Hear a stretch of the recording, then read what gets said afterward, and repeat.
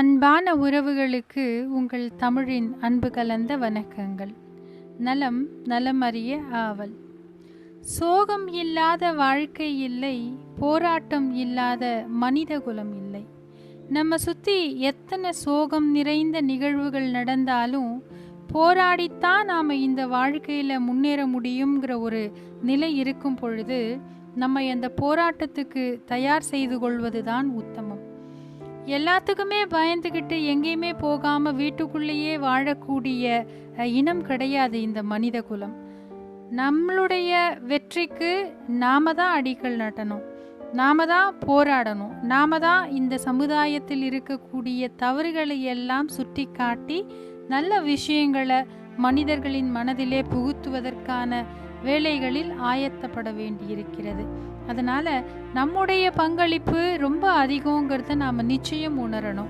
எல்லார மாதிரியும் பயந்து போயோ இல்லை ஏதோ ஒரு காரணத்துக்காக எனக்கு எதுக்குப்பா இந்த வம்பு அப்படின்னு நினச்சோ ஒதுங்கி வாழாமல் நம்மளால் முடிஞ்ச சில தைரியமான விஷயங்களையும் சில நல்ல அறிவுரைகளையும் சமுதாயத்திற்கு கொண்டு சேர்க்க வேண்டும். மக்கள்கிட்ட இருக்கக்கூடிய அச்சத்தை போக்கணும். மக்களுக்கு தேவையற்ற சிந்தனைகளை எல்லாம் களைய வேண்டும்.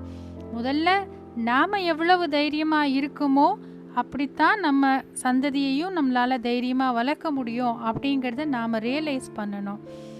நம்மளை சுற்றி ரொம்ப தவறான நிகழ்வுகள் எல்லாம் நடந்துக்கிட்டே தான் இருக்குது. நாளுக்கு நாள் மீடியாக்கள் வாயிலாக நம்ம நிறைய விஷயங்களை பார்க்குறோம், கேட்குறோம், பதறி போகிறோம், நெஞ்சு துடிக்குது, பொறுக்க முடியல. என்ன பண்ணுறது? இதெல்லாத்தையும் கடந்து தானே ஆகணும். இந்த மாதிரியான சம்பவங்கள் இனிமேலும் வராமல் இருப்பதற்கு என்னெல்லாம் செய்யணும் அப்படின்னு நினச்சி தனி மனிதன் என்னால் என்ன செய்ய முடியும்? யார் என் பேச்சை கேட்க போகிறா? இதெல்லாம் எனக்கு தேவையில்லாத வேலைன்னு சொல்கிறாங்களே அப்படின்னு நினைக்காம இது சமுதாயத்தில் இருக்கக்கூடிய ஒவ்வொரு மனிதர்களும் இதற்காக நிச்சயம் ஏதாவது செய்யணும், நாமளும் குரல் கொடுக்கணும். அந்த பெண் நம்ம வீட்டு பெண்ணாக இருந்தால், அந்த குழந்தை நம் குழந்தையாக இருந்தால், இந்த பாதிப்புகள் எல்லாம் நாளைக்கு நமக்கே வருவதற்கான வாய்ப்பு இருக்கக்கூடும் இல்லையா? அதனால் நாமளும் ஒரு கையை மட்டும் தட்டினா சத்தம் வராதே, பல கைகள் சேரும் பொழுது தான் அங்கே தைரியமும் தெம்பும் உற்சாகமும் உத்வேகமும் கிடைக்குது. அந்த பல கைகளில் நம் கைகளும் கோர்க்கப்படட்டும். சமுதாயத்துக்கு ஒரு நல்லது நடக்கணும்னா அதில் நம்முடைய பங்கும் ஏதோ ஒரு சின்ன கடுகளவு இருந்தால் கூட அது சந்தோஷம்தான். நாளைக்கு நமக்கு ஒரு பிரச்சனைன்னு வந்தால் நிச்சயம் இந்த சமுதாயம் நமக்காக நிற்கும் அப்படிங்கிறத நாம் நம்பணும். அப்படி அந்த நம்பிக்கை இருக்கும் பொழுது நாமும் இந்த சமுதாயத்துக்காக ஏதோ ஒரு சின்ன சின்ன விஷயங்களை செய்வதனால் நாம் குறைஞ்சு போயிட மாட்டோம். ஒரு முறைதான் பிறக்கின்றோம், ஒரு முறை மட்டுமே இறப்போம். நடுவில் பயந்து பயந்து சாகிற இந்த வாழ்க்கை அழகா இல்லையே? ஸோ நம்மளால் முடிஞ்ச நல்லதை செய்வோம். இந்த சமுதாயத்தில் சில விழிப்புணர்வுகள் நம் வாயிலாக கொண்டு சேர்க்கப்பட வேண்டும் என்றால் அதற்கும் நாம் தயாராக இருப்போம்.